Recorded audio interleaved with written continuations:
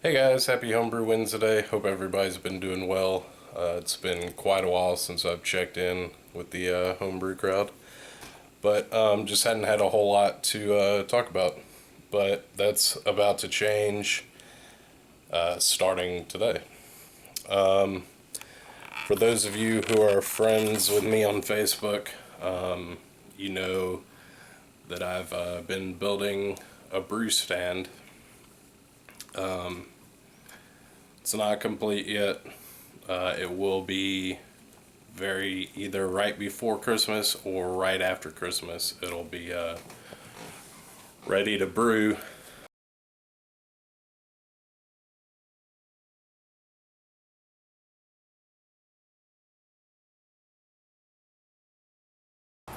Here's the newest addition to my brewery. It's a heavy duty stand.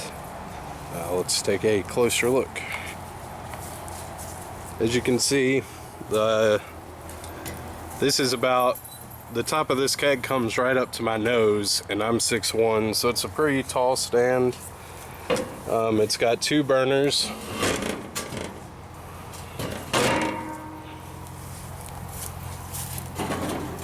And then a low output.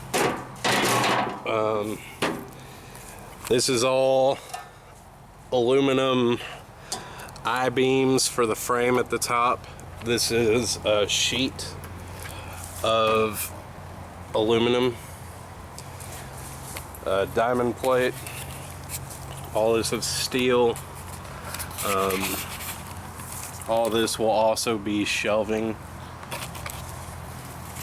Let's see what else.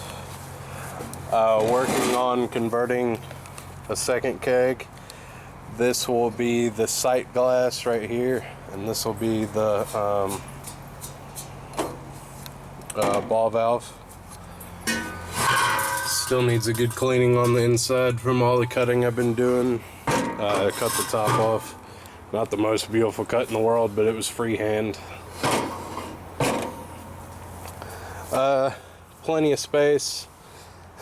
These stickers are gonna be the next thing that goes away, but yeah, plenty of space to work, put all my shit. Basically everything I've been needing in a stand up to this point. So hot liquor tank, boil kettle, and that's about it. Lots more of this brew stand. You'll be seeing this brew stand all the time. In the process of building the stand, I've acquired a bunch of stuff, built a bunch of stuff, and I just wanted to show you guys some of that today.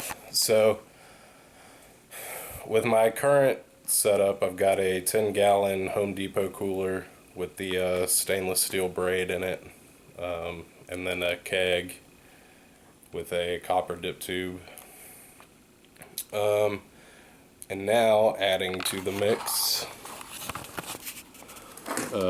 this will be the mash tun, and this is the hot liquor tank. Still got to add a thermometer to both of these, but I don't like some of them. I'm going to go with the Blickman Brewmometer, which I've had on my boil kettle in the past. But right now, these have a 1/2-inch ball valve with the cam lock fittings. And the mash tun has a cam lock fitting up here, which is for my fly sparge arm and recirculation valve. And then you go in there and there's a false bottom, which I've not yet hooked up. And then for the hot liquor tank, again, got the 1/2-inch stainless ball valve with the cam lock, and then sight glass measuring up to 15 gallons.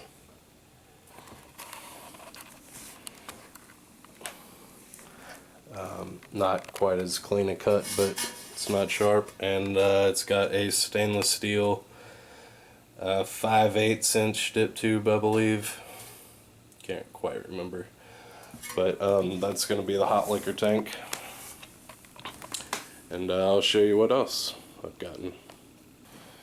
So in the process of taking apart these two kegs, got a couple shanks, and been trying to decide what to do with them, but because they've just been sitting around, and so one day I just decided to play with this one and make it into a little paddle. I've still got to polish it and do a couple things, clean it up, but it's all one piece. I fucked the cut up on it. But basically, let me see if I can show you this. No, I have a tripod with me today. Basically, I got my angle grinder and cut a straight line right here, and then cut halfway, a little bit more than halfway with this. Cut halfway, and then tapped all these holes, drilled them out, and then just hammered the seam together, and that's a watertight seal at this point. You can't get water in there, can't get anything out, but it'll be a nice little thing just to stir up the water in the keg. Perfect size for a keg, so did that. Have some more things that are all a part of the brew system that I wanted to show you. Got 20 feet ish of silicone tubing, 1/2 inch inner diameter, I do believe. And what I'm going to do with this is I've got this end of the cam lock disconnects. Basically, I've got the female end and a 5/8 inch barb, silicone gasket, and that'll just go on the end of this tubing, and then these stainless steel clamps, which are flat all the way around. It's not perforated all the way around, so I've got those. And basically, let me take this off of the hose, make this a little bit easier.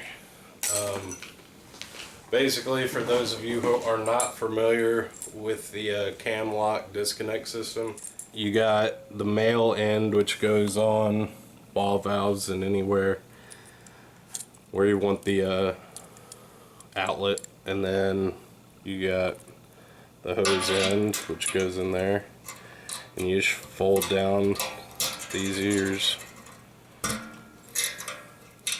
creating the seal.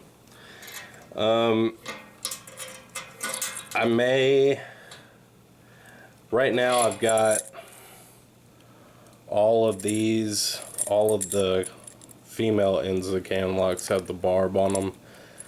I may actually, for the ones that go to the pump, I may put an elbow right here, but I'm just gonna see how it all works out like this first, because this is what I've got.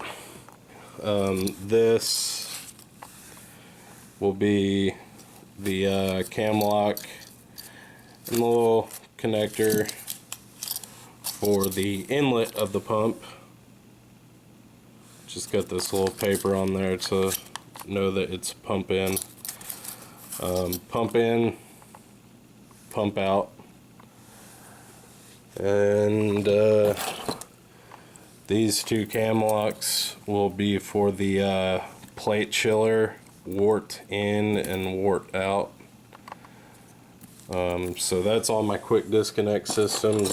Like I said, I've got enough of these to run several hoses. This line lock For those of you who have not used a line lock before, they come in several different styles, and you can buy these individual pieces. Twist the cake in. Basically, it's a flexible arm. I've got it starting right at like 14.5 gallon mark. And then when I'm sparging, I can move this to any position for the sparge, and then I'll also use it to recirculate the mash. I finally have my own Pyrex flask and stir plate, so no more borrowing from my friends. And this is a 2,000 milliliter flask. Let's turn it on and get it going. Just got some water in there right now.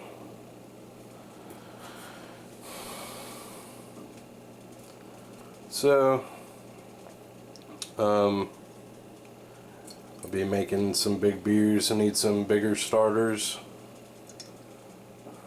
Works pretty well. Haven't actually made a starter with it yet because I haven't brewed in a while. So, we'll see how it goes come the brew day. The first brew day will be New Year's Eve. Hopefully I'll have the pump and chiller that I'm getting for Christmas installed and ready to go, and had the system all tested and cleaned and whatever for a brew day on New Year's Eve. I've been doing a lot of brewing, reading and research and all kinds of stuff, and so far in all the home brewing research I've done from starting before my very first batch up until now, the single best resource that I've found, other than like Homebrew Talk and Homebrew Wednesdays, is this book by Ray Daniels called Designing Great Beers. The Ultimate Guide to Brewing Classic Beer Styles.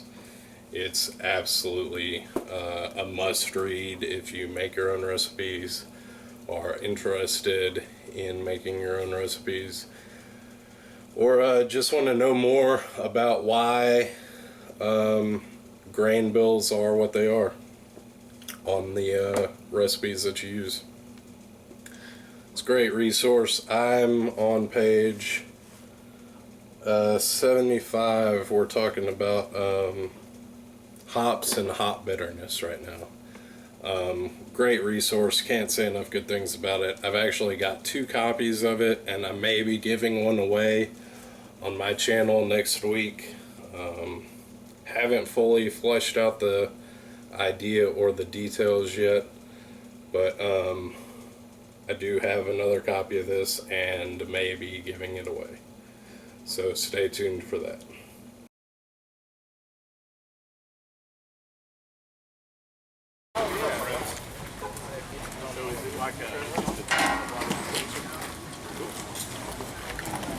We rented one for the 4-mile race.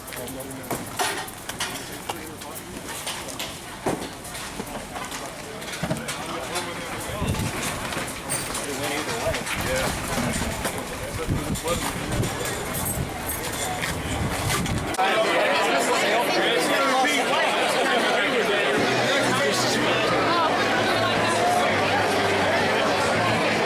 Brewer's Alley.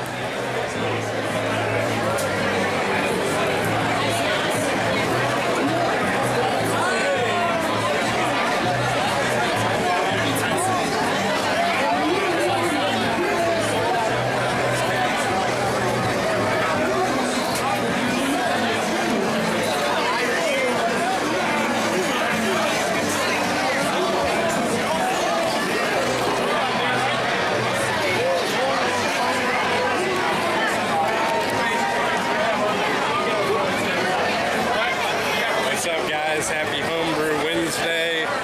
It's a beer